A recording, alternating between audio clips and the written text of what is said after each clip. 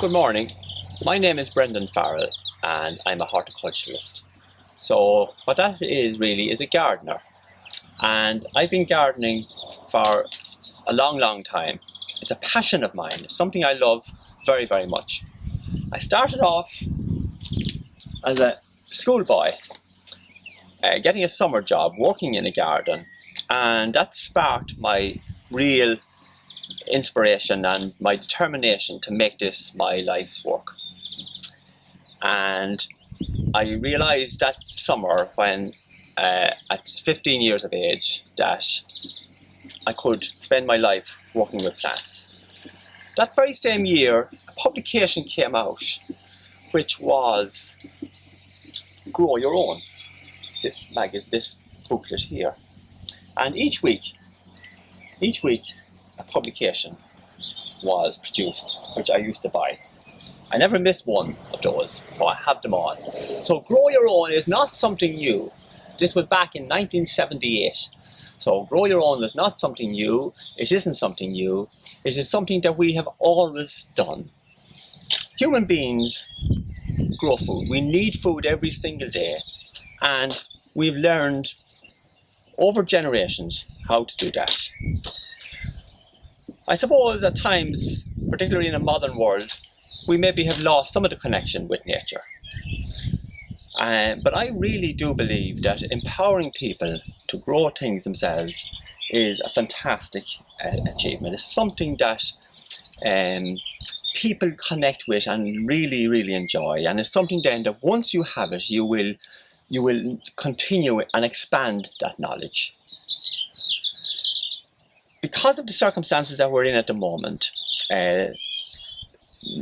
Longford Heritage Office, sponsored by Longford County Council, have organised this video today to communicate this fantastic ability that we have of growing. And I want to spend a little bit of time today showing you some simple ways of growing crops, using things that maybe might be just discarded, that may be in the shed, that may be knocking around, or things that you buy in the supermarket, that packaging, a lot of packaging materials. So things, for instance, like the milk carton. Some frozen food or products come in those old trays. Those little punnets here, for instance. These are ideal little modules in which you can grow things. And also there are old discarded bedding plant things that we all would have had when you buy flowers and things like that, and sometimes they're just thrown into the corner of a shed. These can be all reused, and this is something I get great pleasure from, actually, is reusing old materials. Off with some different seeds that we can sow. So I'm going to start off with a tray here, this old tray. And what I need to do is create some drainage in that, so I'm just going to cut some holes in the bottom of it,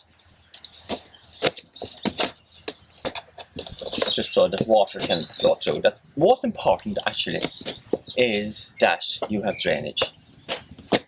No matter what you sow, it's so important, because if you're growing things in the soil, which is the natural way in which plants would have grown always, the soil has stones and gravel, rocks, and therefore when it rains and rains heavy, the water flows away from the roots of the plant.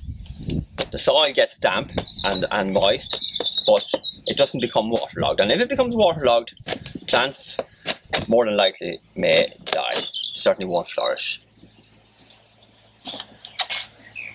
So now we have a nice tray here, ideal for sowing. So I'm just using a multi-purpose compost for this one. Here. So you just fill up your tray with compost.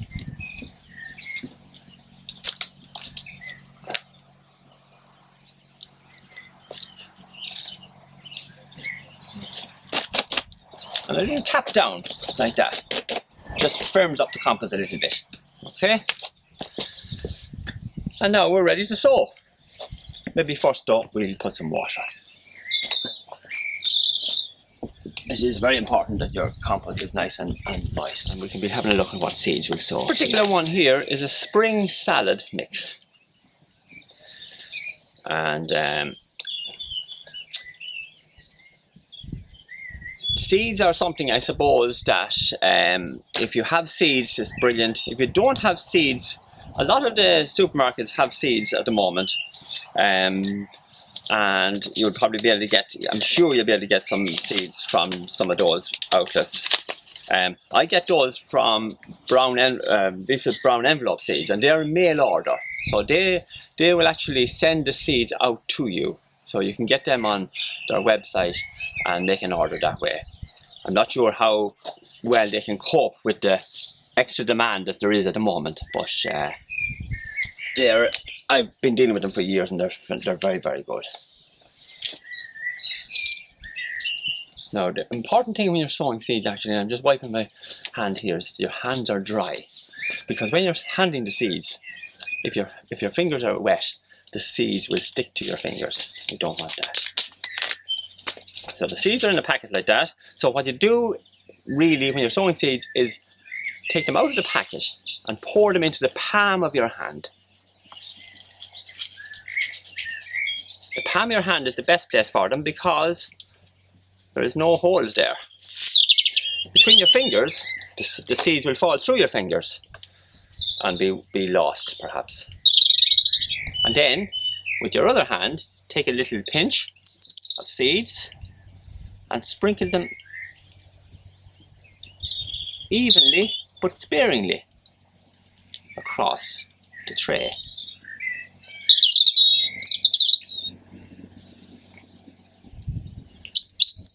Because you don't want too many. All of these will germinate. Practically 80-90% of those seeds will germinate. And if you sow too much, they'll just become too thick in the tray and they will start rotting off when they begin to develop a little bit. So sparingly. Each of those will be a little plant and will provide fantastic salad leaves in probably about 5 or 6 weeks' time. So it's amazing how quickly they will germinate and grow. Now that I'm finished, what's left in my hand can go back into the packet. They're dry, my hand was dry, and so they will be fine. And then you just reseal that and put it away. Keep your seeds in a cool, dry, dark place. Okay. Then a small little sprinkling of compost over those. A light little bit. If you had a sieve, you could just sieve it over, just so that there wouldn't be any bigger lumps. But if not, just work it through your fingers there. And if there's any lumps, just take them off. And you have a nice covering over them, but not too much, just a light little covering. And firm it in a little bit, like that. And your seeds are in, absorbed.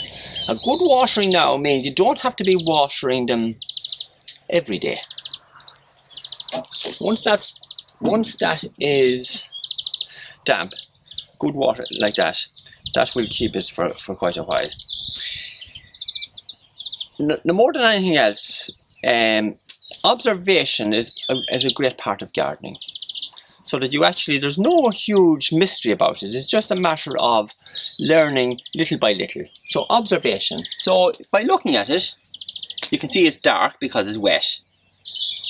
And when it dries out, it'll become lighter in colour. And the other thing is just to put your hand to it. Obviously it's wet now, it feels wet and damp. But by just touching it, you will always be able to assess whether there's moisture in the compost.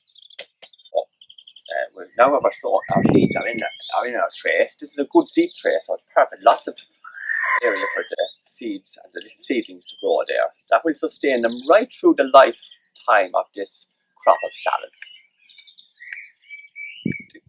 Even though today is a beautiful day, lovely and warm, nonetheless, the air temperatures are not quite so high. And remember, nights are very cold as well.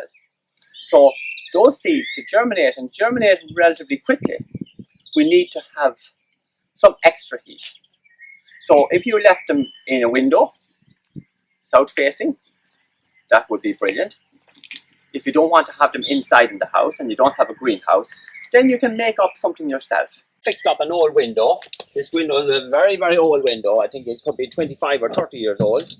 With my brothers, he took out windows or changed windows at one stage, and I actually rescued it.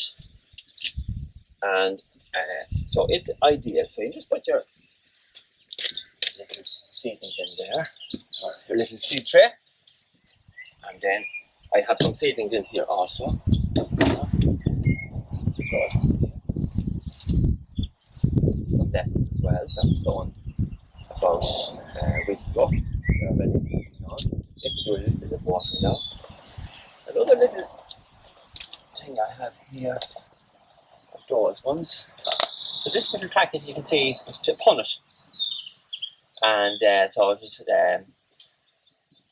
came some fruit or whatever. And that's an ideal little module as well. So you can just see the little seedlings are in there, coming on very nicely. A little bit of Lala rose and lettuce. And then just by putting the cover over it, that keeps the heat in. So when the heat is drawn through the glass into the box, the top cover then means it retains the heat and also retains the moisture. You can see all the mist here, the droplets of water on top. So they fall back in. So you don't need to be watering it very much then, because it's actually a little mini greenhouse on its own. There we go there. Yeah, just put that across.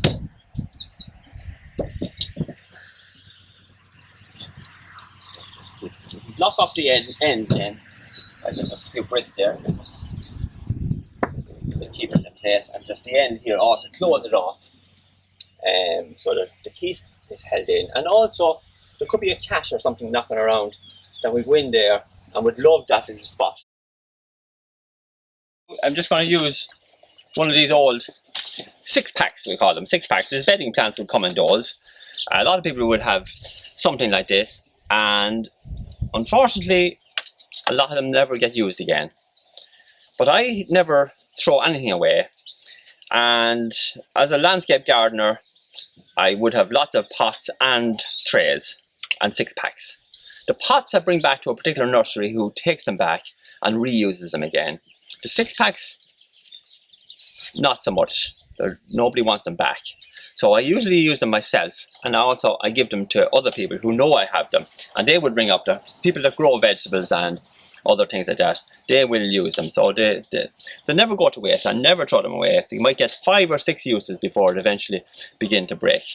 So, and they're perfect now for sowing things. So I'm going to sow spring onions in this one. This time of the year now, we're into early April, so we can also begin to start sowing seeds directly into the soil about now too. So you could actually sow some spring onions in your garden in soil as well. So we're just at that time. It's a lovely time of the year for sowing crops, and the options and the amount of different crops you can start to grow now is getting wider and wider all the time. January obviously too early, February still very cold, and if you're sowing in February you'd be inside. March also more or less inside, but now that we're in April you can sow some things outside too.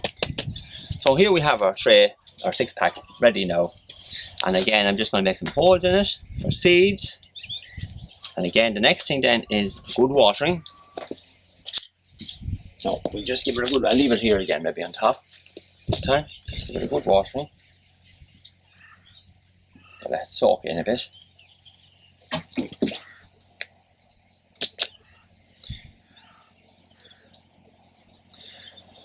Now, one of the advantages of sowing in the modules as well is that when you have your little seedlings up to a certain stage, particularly with the onions, these won't grow entirely their whole lifetime in this. So they will have to be transplanted from these into either a container, a big pot, a trough, or into a little bed in the garden. So here we have now. So again, I'm just drying off my fingers, and we have the salad onion. This one is called White Lisbon. It's a well-known salad onion. And you get it again in the hardware shops that are open, supermarkets that are catering for people's demand at the moment. And of course, these actually come from the Organic Centre, which is in Rossinver in County Leitrim. And they too do mail order. Now when I'm sowing the onions, again the seeds go into the palm of your hand. Fingers are dry now, just to check, make sure that they're dry. With those I can put a bunch of seeds into each one, because they will grow in a lovely little bunch. You could have 5 or 7 seeds in each of those. So when they grow eventually, we can pull the whole bunch up and you have a lovely bunch of scallions. So again, I'm just dropping the seeds in.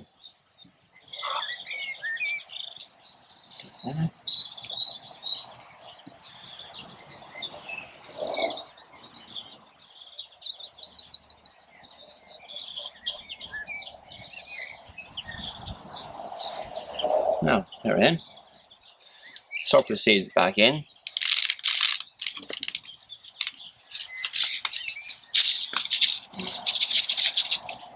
And again, a little pinch. With onions, actually, you don't really need to cover them at all. They would germinate and grow without being covered. I just throw a little bit in, as much to keep the seeds in there when I water, because if I water fairly heavy, the water could flood into the hole and the seeds could come up on top of the water and maybe flow out to the sides. I'd rather them in the centre of each of these.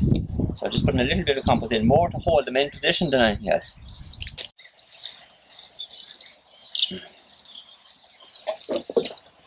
Now another good thing to do would be to label those when you sow them, just to put a name on them, but actually I don't have a label just to hand here at the minute, so but it is a good idea and a good habit to get into, just to put a label on the crop as you sow it. We have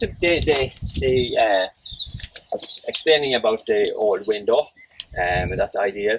Another little thing is this, what's called a kind of a cold frame or a cloche, and that's just where an old window was made and put a hinge on it, and you can grow things in there. So I have inside in this one, I have some peas which I grew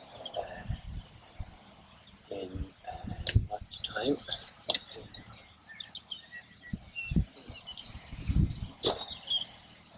Date is 15th of March. These were sown on the 15th of March. And they are coming on very nicely there.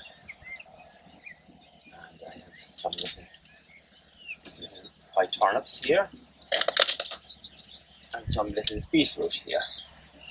Like that. So they're coming on very, very well inside. Nice and warm in there. And so the salad onions can go in there too. And there's room for something else as well that can fit in there. So they're nice and warm. This is a real old style way of growing, the old cold frame. They were often built with bricks, because bricks hold the heat. The sun's shining during the day, the brick absorbs the heat, and then at night time the heat is released, so that it's keeping your little seedlings that bit warmer. So the same with the wall here. This south-facing wall, also getting the heat during the day, holding that heat, and then at night time releasing that heat back. So it just helps to protect the seedlings if there is a very cold night or a little bit of frost or whatever. That's fantastic.